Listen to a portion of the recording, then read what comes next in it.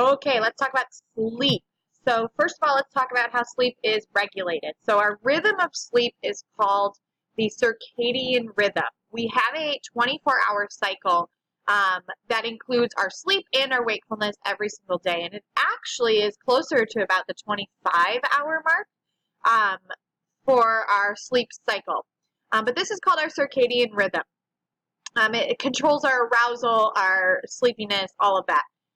It's controlled by our hypothalamus, specifically the suprachiasmatic nucleus, or the SCN, in our hypothalamus. And what happens with the suprachiasmatic nucleus is that it receives visual light input from the eyes, and then it determines whether or not it should send a message to the pineal gland to either produce melatonin or stop the release of melatonin. So in the morning, because it gets light out, the sun comes up, your body is going to stop producing melatonin, and then when it gets dark in a room or at night, you're going to start getting sleepy because your body is going to start producing that melatonin because of the suprachiasmatic nucleus. One sleep cycle, so we go through multiple sleep cycles each night, okay?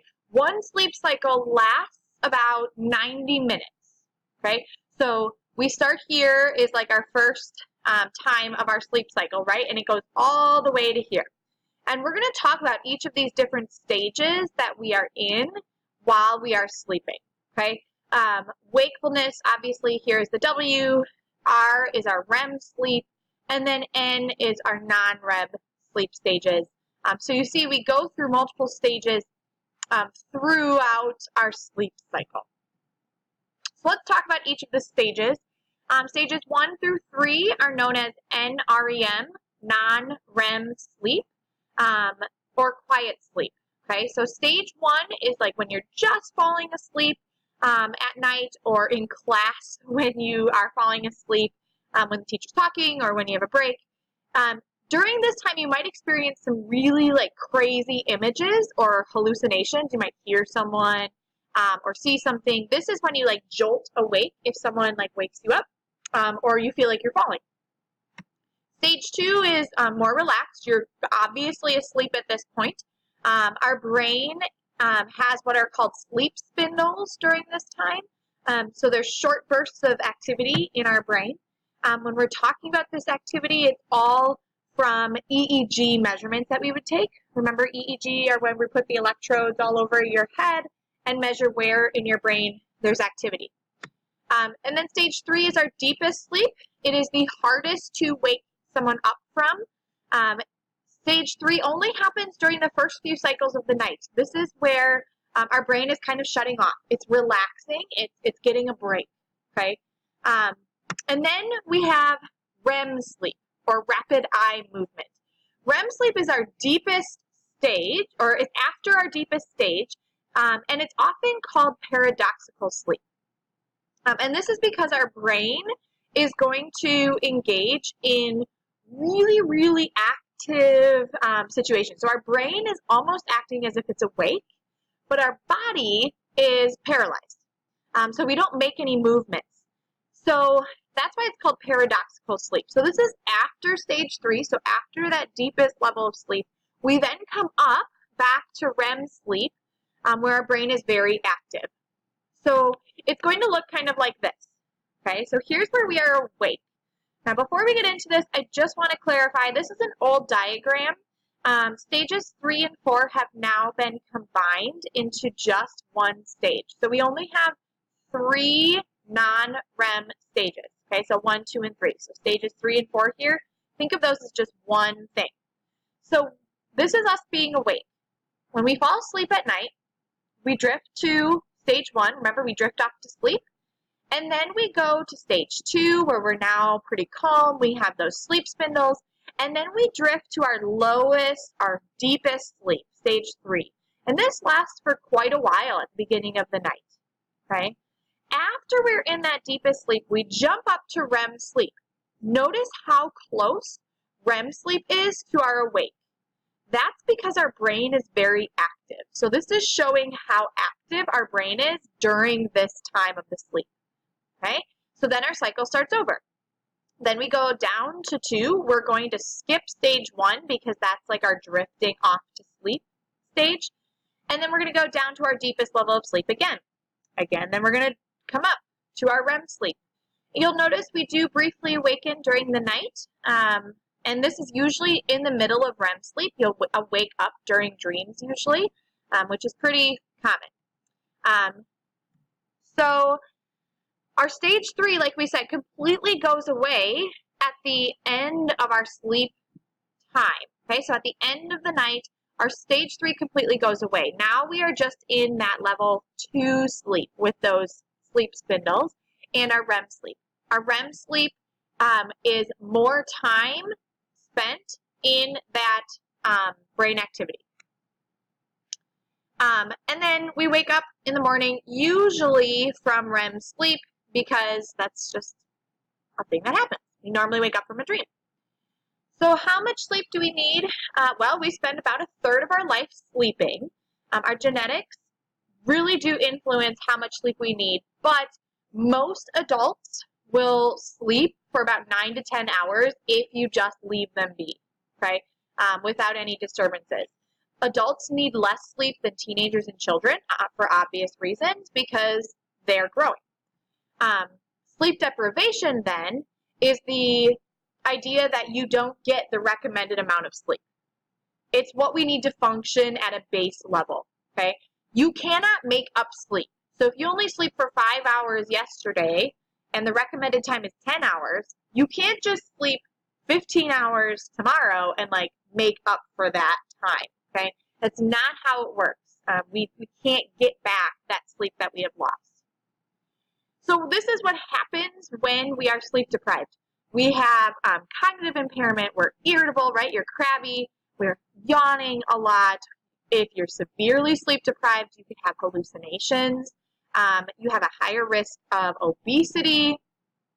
It takes you a lot longer to react to things and to make judgments. Your heart rate is kind of variable because our body doesn't have enough energy to like fully function. And you have just higher rates of being sick because your immune system is diminished while you're sleep deprived. In the U.S., about 45% of Americans report that they had either not enough sleep or poor sleep at least once in the last 7 days. And 35% of Americans say that although they get adequate sleep, their sleep is poor or fair, meaning that people aren't getting great sleep. They're being woken up a lot. Women are more likely than men to experience insomnia, which is a disorder we'll talk about in a little bit. But men are more likely to snore or experience sleep apnea.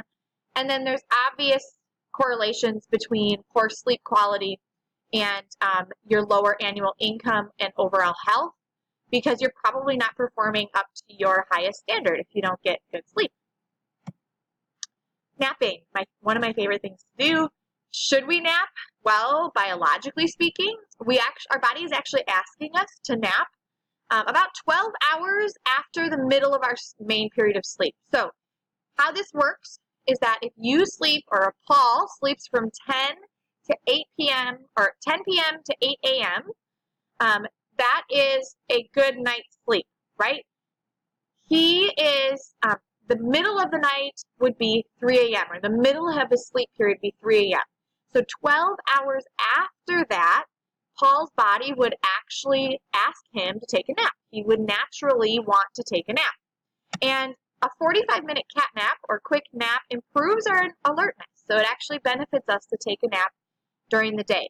However, if you sleep longer than 45 minutes, you're actually signaling that you need more sleep. And you actually probably feel groggy once you wake up from a longer nap. So why do we sleep? Well, there's a few theories. First, sleep protects us. Evolutionarily speaking, our ancestors slept in the dark because they wanted to stay away from predators that were around in the dark, which still potentially happens today, right? It's dangerous to walk around at night, so it protects us. Also, our sleep recuperates. Our sleep helps us restore and repair brain and body tissue. That's why you sleep so much when you're sick or when you're injured. Sleep helps us remember. Sleep is when our encoding happens, so for our memory. So it transfers short-term to long-term memories. So one of the theories is that our memories are built during our sleep time. And then obviously it's when we grow. When we sleep, our pituitary gland is releasing our growth hormones. And so when you get older, you sleep less because you grow less. That's why babies sleep all of the time. And when they're going through growth spurts, they're very, very tired. They sleep a lot because they need that growth hormone. So let's talk about some of the disorders of sleep. First, we have insomnia. Insomnia is the most common sleep disorder. It is difficulty falling asleep or staying asleep. Some of the complications are very similar to sleep deprivation because you're sleep deprived. You lack that ability to really get good night's sleep. Narcolepsy is the opposite of insomnia. It's actually the overpowering urge to fall asleep. It might happen like when you're talking or when you're standing up. They're called sleep attacks, and they usually last about 5 minutes or less. And the crazy part about this is that when you have a sleep attack, you're actually falling immediately into REM sleep. So the person has that paradoxical sleep. They're paralyzed, their body is paralyzed, but their brain is still really, really active. Another sleep disorder is sleep apnea, another very common sleep disorder, especially in people who are overweight. This is the failure to breathe when you're asleep. People with sleep apnea are going to wake up hundreds of times a night so that they can tell themselves to breathe. So when our body stops breathing, it will automatically tell you to wake up to get your body back to functioning. In order to treat this, people should either lose weight because it puts pressure on your airway, or use a CPAP machine, which pushes air into your airway. Night terrors are very common in children. This is the sudden arousal from sleep. Usually they're screaming. Usually the person isn't fully awake, and they are just, there's no rhyme or reason. They just kind of wake up. It usually is in the very first sleep cycle of the night. Usually around 9 p.m. is when my daughter experiences her night terrors. So she'll go to bed at 7:30 and then have her night terror at 9 p.m. It seems to be related to some sort of fear that a child might have, but doesn't always have to be. And usually the child does not remember this night terror the next day because they don't wake up. Next is sleepwalking. The technical name is somnambulism. And we all know what sleepwalking looks like, right? You're going and doing usually pretty routine functions, but you're still asleep. This happens in stage 3. So it's when we are in our deepest level of sleep, but not yet in REM sleep. And then we have REM behavior disorder, or RBD. This is when our brain is really active in REM sleep, but it does not tell your body the message to paralyze itself. And so you're acting out your dreams. It's pretty common in men, older men, but basically the person is acting out their dreams. Mostly it happens in very vivid dreams. There also is an opposite disorder to this, where the person would wake up for the day or from a dream, and their body would still be paralyzed, but they are awake. It's pretty scary. It usually only lasts for a couple of minutes, but it is something that is a little bit frightening for someone to wake up and they can't move their body.